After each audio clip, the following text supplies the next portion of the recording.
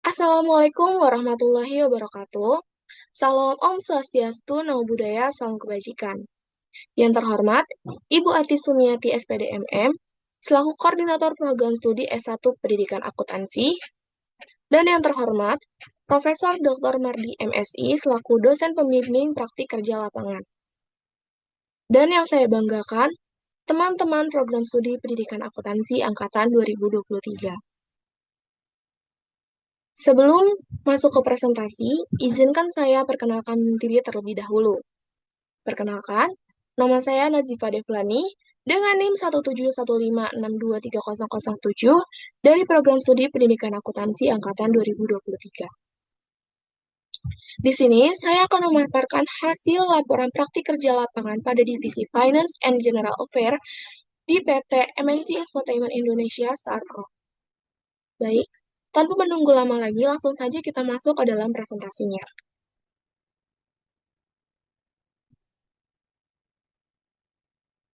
Di sini ada latar belakang, bahwa perkembangan ilmu pengetahuan dan teknologi menuntut sumber daya manusia yang kompeten, adaptif, dan memiliki daya saing tinggi. Pendidikan tinggi tidak hanya berfokus pada penguasaan teori, tetapi juga pada pengembangan keterampilan praktis dan kesiapan kerja. Dunia kerja modern membutuhkan lulusan yang memiliki kemampuan akademik, berpikir kritis, komunikasi, adaptabilitas, dan literasi digital. Masih terdapat kesenjangan antara pembelajaran di perguruan tinggi dengan kebutuhan dunia industri, sehingga diperlukan adanya pengalaman kerja nyata.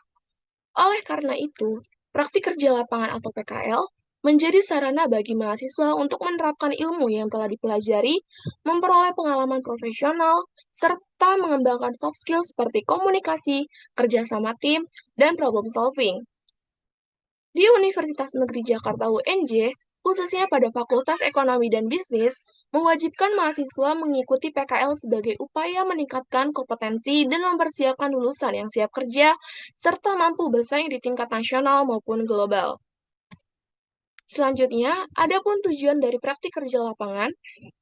Yang pertama, memperoleh pengalaman kerja profesional di divisi Finance and General Affair PT MNC Infotainment Indonesia Star Pro, serta memahami budaya dan dinamika kerja perusahaan.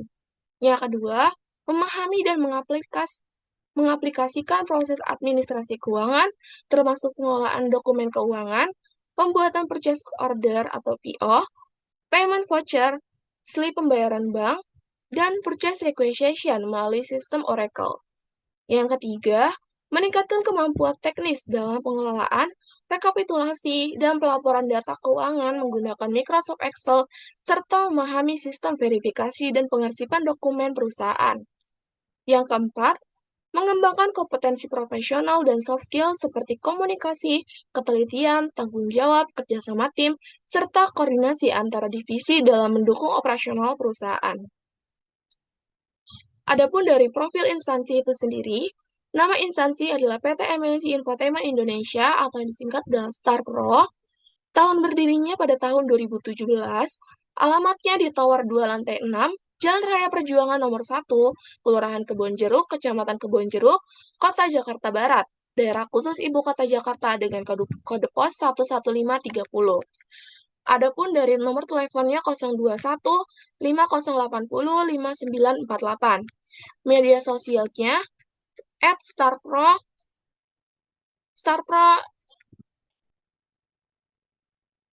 starpro@id. Bagiannya adalah di Finance and General Affair. Adapun visi dari Starpro itu sendiri menjadi rumah produksi yang terintegrasi, inovatif, terdepan dengan kualitas konten terbaik yang didukung oleh MNC Media, grup media terbesar di Asia Tenggara. Misinya yang pertama adalah membangun rumah produksi infotainment yang memiliki teknik produksi dan proses kreatif berstandar internasional, sehingga menghasilkan program yang berkualitas dan mampu bersaing, selalu mengedepankan konsep acara infotainment dengan ide kreatif, terbaru, dan aktual. Adapun dari program instansi itu sendiri adalah PT MNC Infotainment Indonesia dikenal melalui berbagai program populer. Adapun 3 program besarnya adalah GoSpot, Obsesi, dan Seleb on News. yang menyajikan informasi terkini seputar dunia hiburan, selebriti, dan gaya hidup. Di sini ada struktur organisasi dari PT MNC Infotainment Indonesia Star Pro yang dikepalai oleh CEO Ibu Endang Mayang, dengan bawahannya langsung adalah General Manager Ibu Fitri dan CFO Pak Rudi. Di sini langsung saja masuk ke divisi Finance, dikepalai oleh CFO Pak Rudi Hidayat, dan dibawahi oleh Head of Finance and Accounting Ibu Mayasari Arifin.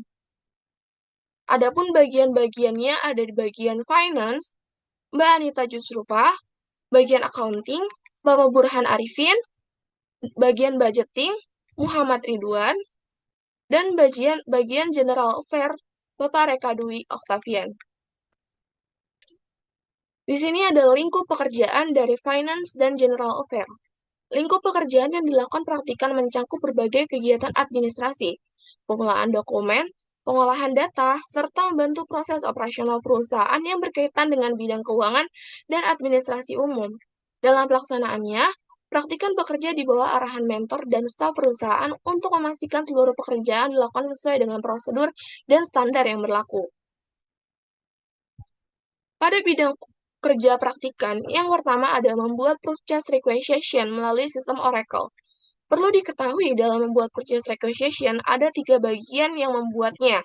Yang pertama bagian sekretariat perusahaan, yang kedua bagian general affair, yang ketiga adalah bagian HRD.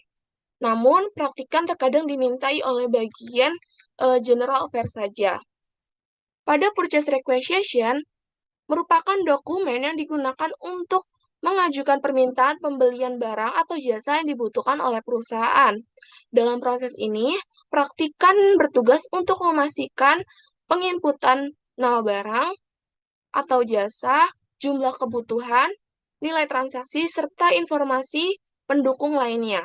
Dalam pembuatan PR, menjadi tahapan awal dalam proses pengadaan barang yang berfungsi untuk memperoleh persetujuan dari pihak yang berwenang. Apabila di atas 2 juta, itu memperoleh persetujuan dari head, melalui persetujuan oleh CFO atau Bapak Rudi Hidayat.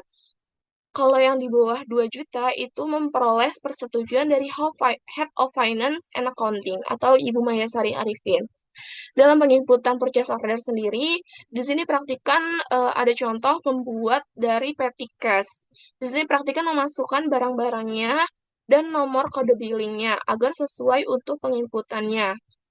Dan di sini ada dokumen purchase requisition yang berhasil disetujui. Di sini kalau nggak salah nominalnya ada 24 juta, karena di atas 2 juta, oleh karena itu persetujuannya melalui CFO atau Bapak Rudi Hidayat.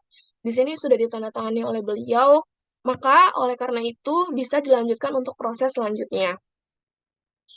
Untuk proses selanjutnya ada membuat purchase order melalui sistem Oracle. Ini merupakan pekerjaan tetap yang dilakukan oleh praktikan. Dalam membuat purchase order, praktikan diminta untuk memasukkan nomor input yang sebelumnya terdapat di purchase requisition agar ada penyesuaian data. Di purchase order, praktikan diminta untuk memasukkan supplier, nama supplier, oleh karena itu nanti akan langsung memunculkan supplier site. Pada proses ini, praktikan akan memunculkan nomor purchase order yang nantinya akan dialihkan untuk persetujuan kembali, agar dilakukan proses setelahnya lagi. Nah, di sini ada dokumen purchase order yang berhasil disetujui. Apabila purchase order belum berhasil disetujui, maka dokumen tersebut tidak bisa untuk dicetak. Oleh karena itu, menunggu persetujuan oleh Head of Finance and Accounting itu sendiri. Yang ketiga, setelah proses purchase order, selanjutnya membuat reserve requirement melalui sistem accounting Oracle. Dalam pembuatan reserve requirement, praktikan memasukkan di bagian search value.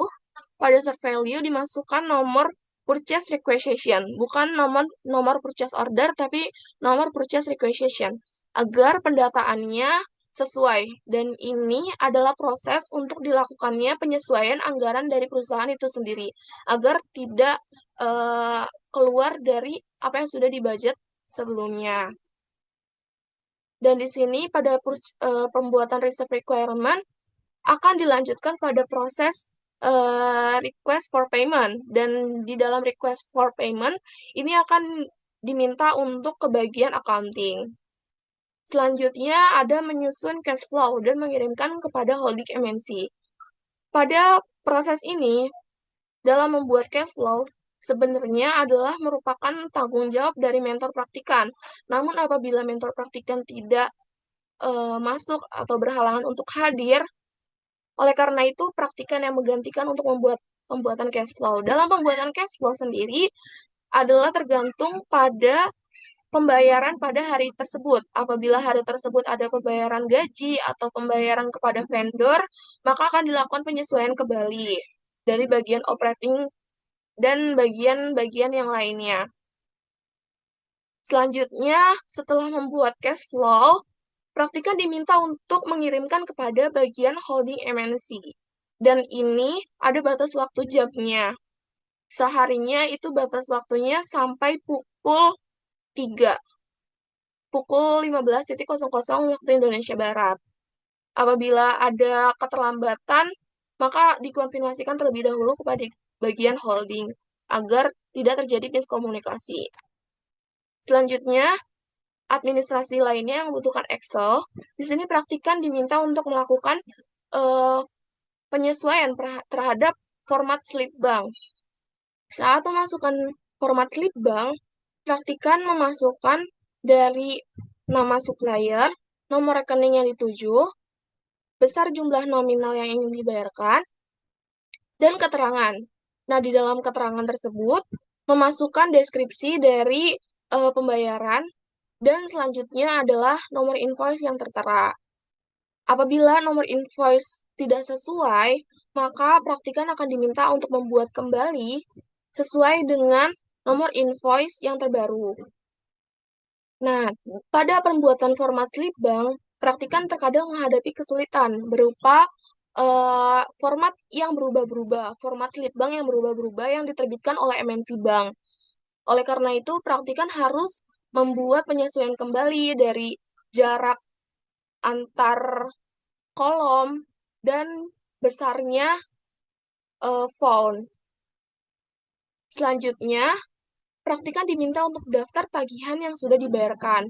Sebelumnya, praktikan diminta untuk membuat slip bank. Nah, slip bank tersebut akan dibayarkan kepada MNC Bank untuk dialirkan kepada vendor. Nah, apabila MNC Bank sudah menerbitkan slip bank yang berwarna pink, itu artinya proses pembayaran sudah dilakukan. Dan proses pembayaran tersebut harus dimasukkan ke dalam daftar tagihan yang sudah dibayarkan agar nantinya dapat membuat untuk payment voucher. Di sini praktikan memasukkan nama transaksi, nominal transaksi, tanggal pembayaran itu sendiri, nomor invoice. Apabila nomor invoice-nya belum ada dari RFP atau request for payment, praktikan memasukkan nomor invoice yang tertera pada slip bank. Nah, selanjutnya adalah pembuatan tanda terima dokumen kepada CFO.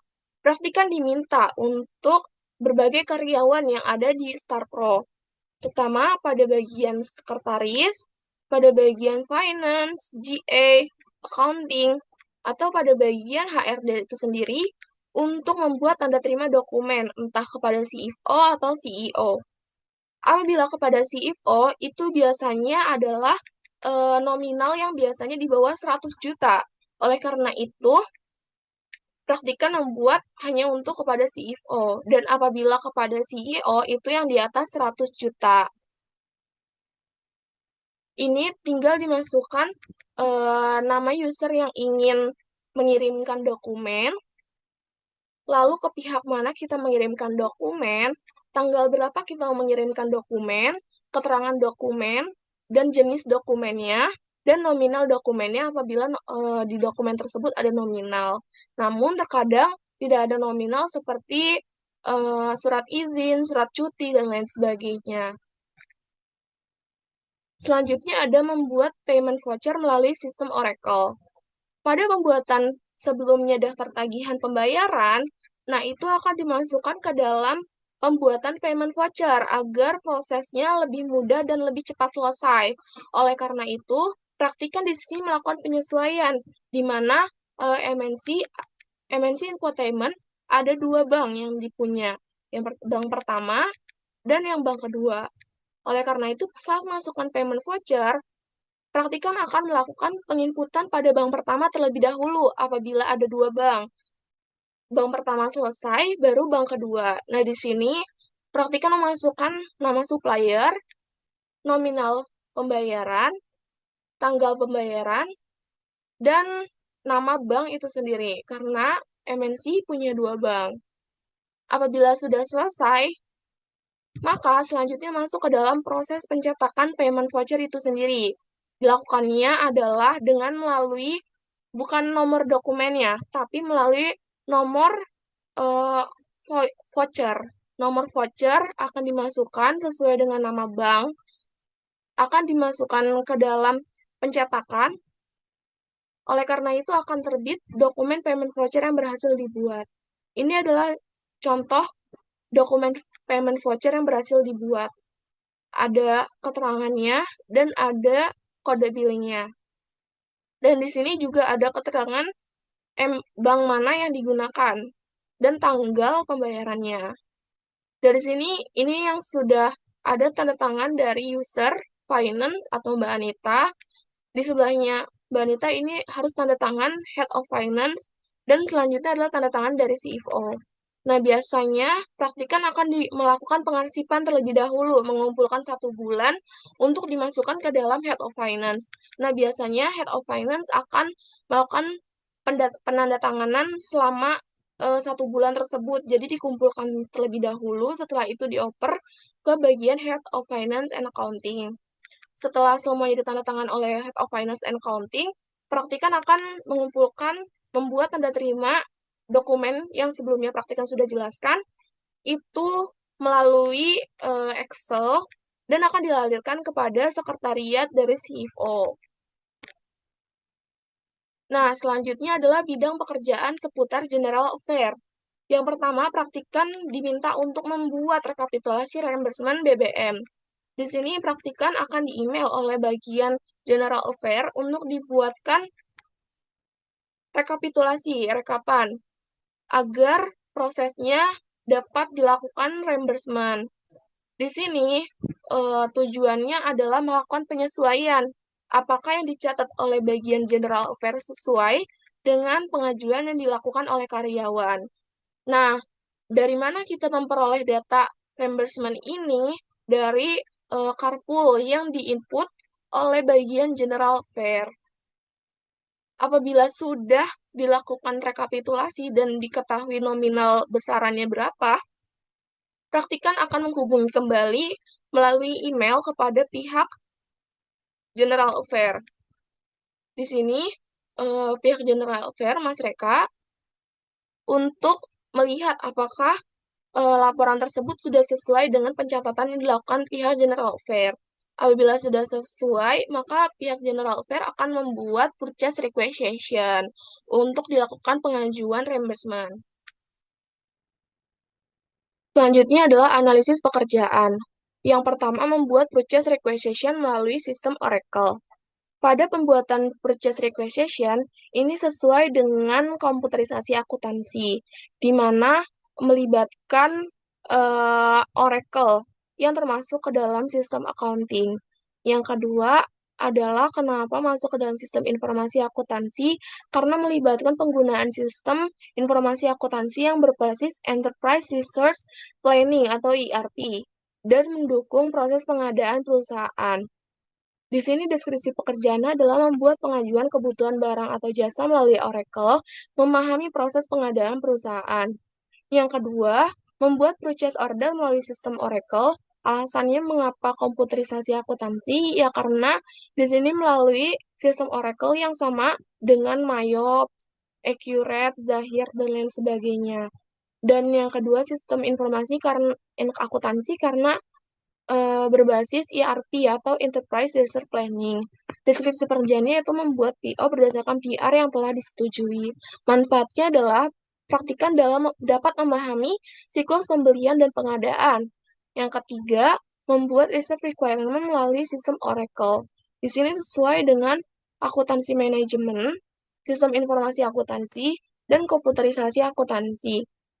Kenapa sesuai dengan akuntansi manajemen? Karena di sini adanya penganggaran yang ada di akuntansi manajemen. Yang kedua, sistem informasi akuntansi, ya karena melalui sistem Oracle, komputerisasi akuntansi karena ini berbasis ERP. Deskripsi pekerjaannya yaitu membuat pencadangan anggaran sebelum pembayaran. Memanfaat pekerjaannya yaitu memahami pengendalian anggaran perusahaan. Yang keempat, membuat format slip bank untuk dicetak. Ini sesuai dengan mata kuliah yang praktikan sebelumnya pernah pelajari, yaitu di aplikasi komputer. Karena ada penyesuaian dengan Excel. Deskripsi pekerjaannya adalah menyusun slip pembayaran menggunakan Excel. Manfaatnya, meningkatkan ketelitian dan keterampilan untuk penggunaan Excel.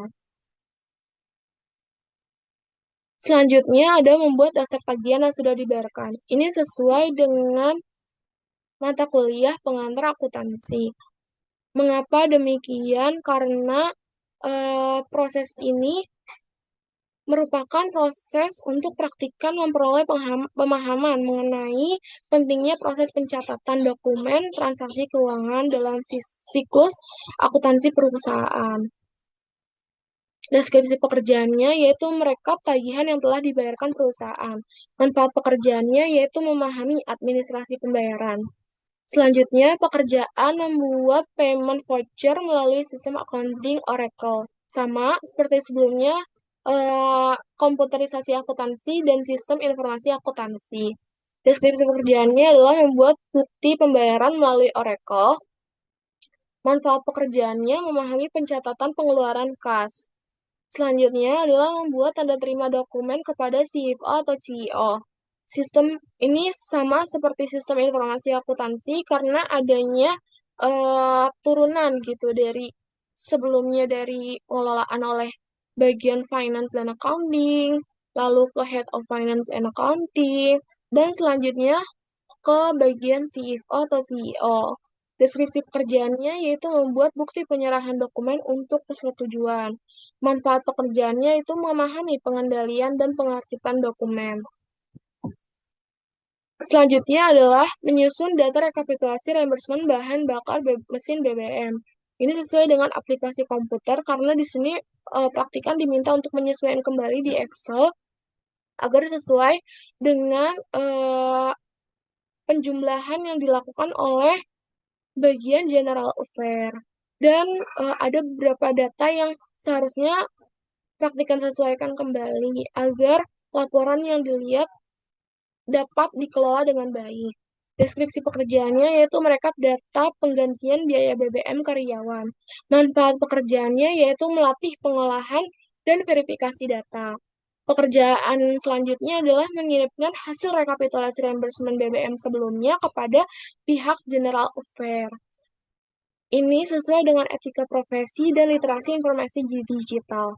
Kenapa di sini sesuai dengan etika profesi? Karena dalam mengirimkan praktikan harus menggunakan bahasa profesional kepada pihak General Affair.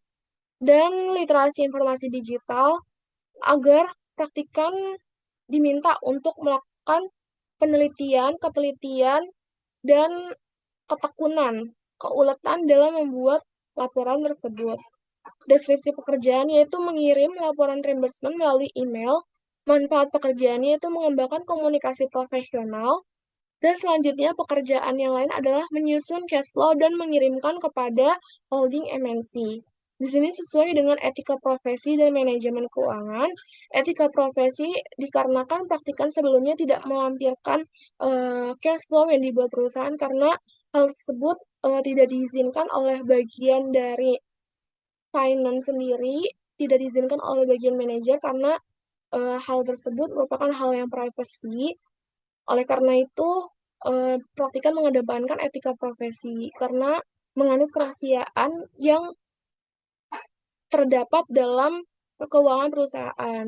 Manajemen keuangan pada manajemen keuangan karena dalam penyusunan cash flow ini harus sesuai dengan anggaran yang sebelumnya sudah dilakukan. Oleh karena itu, sesuai dengan manajemen keuangan. Deskripsi pekerjaannya itu mengirim laporan arus kas kepada holding. Manfaat pekerjaannya yaitu memahami pentingnya arus kas laporan. Selanjutnya ada hambatan dan solusi. Dalam hambatan dan solusi, praktikan menghadapi dua hal faktor yang sering terjadi. Yang pertama yaitu gangguan sistem Oracle, seperti error atau down system yang menghambat proses pembuatan BR, PO, RR, dan PV. Di sini, praktikan mengedepankan teori business process management oleh Laudon et al. 2022 dengan berkoordinasi dengan mentor dan tim IT serta menyiapkan dokumen pendukung selama sistem Oracle mengalami gangguan. Strategi yang dilakukan oleh praktikan yaitu adalah strategi integrasi ERP sesuai dengan jurnal artikel yang dilakukan oleh Larasati et al. Tahun 2023 dengan melakukan pengecekan kelengkapan dan kesesuaian dokumen sebelum proses input data. Yang kedua yaitu perubahan format slip bank yang menyebabkan template Excel tidak dapat digunakan secara langsung. Di sini praktikan menggunakan ada teori dan strategi. Teori yaitu Continuous Improvement dari IMAI 2021 dengan menyesuaikan template slip bank dan melakukan beberapa kali uji coba pencetakan hingga sesuai dengan format terbaru. Yang kedua yaitu strategi adaptabilitas di era digital pada penelitian yang dilakukan dalam artikel Nadia et al. Tahun 2024 dengan menyesuaikan format dokumen dengan perubahan yang diberikan pada pihak bank.